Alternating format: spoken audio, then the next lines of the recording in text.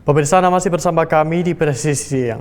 Polri kembali menunjukkan komitmennya untuk turut melestarikan kebudayaan Indonesia melalui Keasiaga ASOPS Mabes Polri, Kombes Pol Tri Suhartanto yang sekaligus penasihat Museum Gubuk Wayang Mojokerto menghadiri pagelaran budaya bertajuk Retno Kencana yang diselenggarakan di Teater Besar Taman Ismail Marzuki, Jakarta pada Rabu 4 Desember 2024 lalu.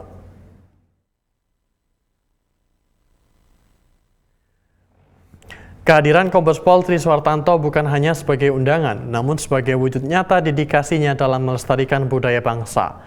Pagelaran ketoprak ini bukan sekedar hiburan, melainkan sebuah pelajaran hidup yang membangkitkan semangat sejarah. Diprakarsai oleh mantan Panglima TNI Laksamana TNI AL Purnawirawan Yudo Margono, pagelaran tersebut menampilkan kisah Retno Kencana, sosok inspiratif yang kelak dikenal sebagai Ratu Kalinyamat, yang merupakan lambang keberanian dan kegigihan perempuan Indonesia yang tidak pernah menyerah dalam memperjuangkan kebenaran. Sebagai bentuk apresiasi atas dedikasi para pemeran dalam melestarikan warisan budaya, Kombes Pol Tri Suhartanto mempersembahkan miniatur Candi Bajang Ratu yang merupakan ikon penting dari Kerajaan Majapahit, serta buku stimulat yang syarat dengan nilai-nilai kearifan lokal. Diharapkan melalui pagelaran ini kita dapat lebih menghargai perjuangan para pahlawan di masa lampau dan menjadikan sebagai pijakan untuk membangun Indonesia yang lebih baik. Selain itu, pagelaran Retno Kencana juga menjadi cermin betapa pentingnya melestarikan budaya sebagai warisan yang akan terus menginspirasi generasi mendatang.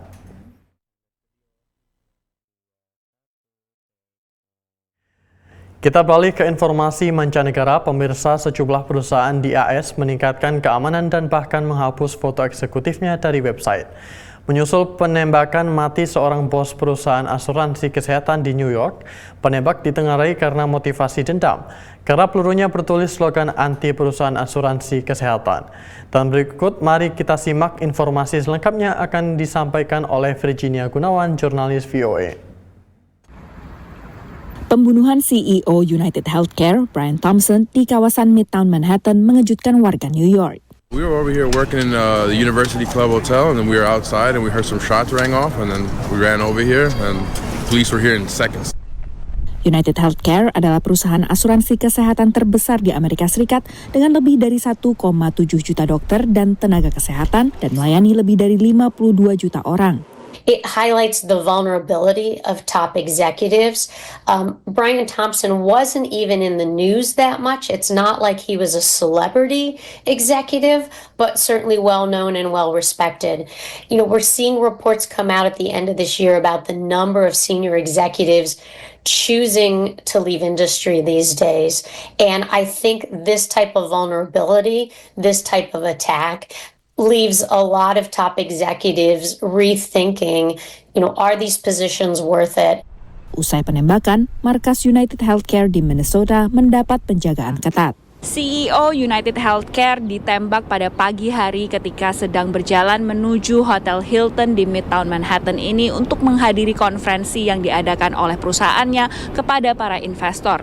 Dalam konferensi ini, seharusnya CEO menyampaikan pidato kunci sekaligus memberikan proyeksi masukan atau pemasukan dari perusahaan pada tahun 2025 yang melampaui perkiraan semula. Keterangan kepolisian New York yang dikonfirmasi rekaman kamera security menunjukkan Brian Thompson berjalan sendirian tanpa pengawal saat ditembak. I've seen some really good executive protection details, especially with events like this when they bring either a board together or a lot of executives come together where it's going to be known. That's one of the key figures. When you have an executive, is their picture out there? Or how do they advertise on social media or something like that? Kejadian di New York diperkirakan membuat perusahaan-perusahaan besar mempertimbangkan kembali pengamanan para eksekutif teratas. I do a lot of security assessments for companies. One, if they have security, I see if that security is actually providing what they should be doing. Should it be tailored in a different manner? I've had CEOs tell me, well, I have 2 security guys, but they're in the office with me, which is really hard to get in. But at night when I'm alone, I don't have security. Menyusul penembakan di New York, United Healthcare mencopot foto para pimpinannya dari website resminya. Demikian pula Aetna, perusahaan asuransi kesehatan lain yang dimiliki jaringan farmasi CVS. Perusahaan asuransi telah lama menjadi sasaran kemarahan konsumen karena demi penurunan ongkos usaha sering menolak permohonan pembayaran dari pasien. Dari kota New York, Virginia Gunawan dan tim VOA. Pemirsa, industri kargo laut menyumbang sekitar 3% emisi gas rumah kaca global. Sejumlah inisiatif kapal kargo ramah lingkungan pun bermunculan, seperti kapal Prancis yang membawa kargo dari Eropa dan baru-baru ini berlabuh di New York. Berikut kita simak informasi selengkapnya dari tim VOA. Seperti kembali ke zaman keemasan perahu layar, kapal layar kargo Prancis Grand Sail 2 mengangkut barang dari Eropa ke Amerika dengan energi angin. The idea was to reignite sail transportation in the 21st century. So to start building modern cargo sailboats that are 100% wind powered for the crossing of the Atlantic. Grand Sail 2 baru saja menyelesaikan perjalanan 17 hari dari Eropa ke New York, membawa serta anggur, coklat, kopi, dan makanan lezat lainnya.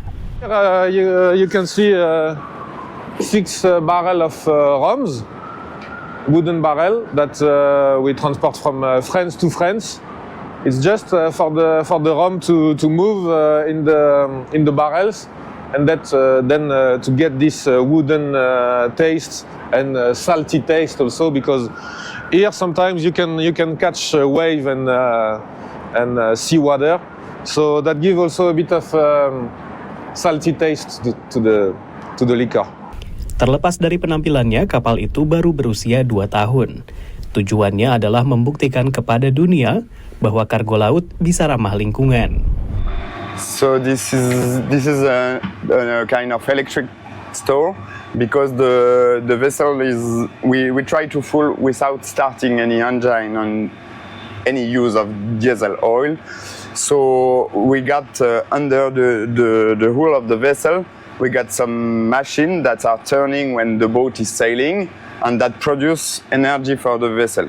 It's called in French hydrogenerator, and we also got solar panel on the boat. Saat ini, industri maritim bertanggung jawab atas sekitar 3% emisi gas rumah kaca global. Kapal-kapal Grand Sail nyaris tidak beremisi karena menggunakan energi angin. Okay, so we are in one of the 4 holds of Grand Sail 2, the cargo sailboat of the company Grand Sail. So in these holds we can load actually 60 pallets, US size, which means that in the total vessel we can have more than 240 pallets, which equals to approximately 350 tons. Angka itu cukup tinggi, tetapi tidak mendekati ratusan ribu ton yang dapat ditampung oleh beberapa kapal induk diesel terbesar. Namun ide di balik perahu layar ramah lingkungan ini adalah untuk menarik perhatian pada perubahan iklim dan cara untuk memperlambatnya. Kapal ini diisi dengan teknologi modern dan diawaki oleh 8 orang. Pelayaran antara Eropa dan Amerika memakan waktu 10-20 hari bagi kapal bertenaga diesel. Sementara kapal ramah lingkungan ini memakan waktu 17 hari, asalkan tidak berhenti di Amerika Selatan untuk kopi dan kakao. Dari Washington DC, saya Rio Tuasikal dan tim VOA. Pemirsa, tetaplah bersama kami, Presisi Siang akan segera kembali.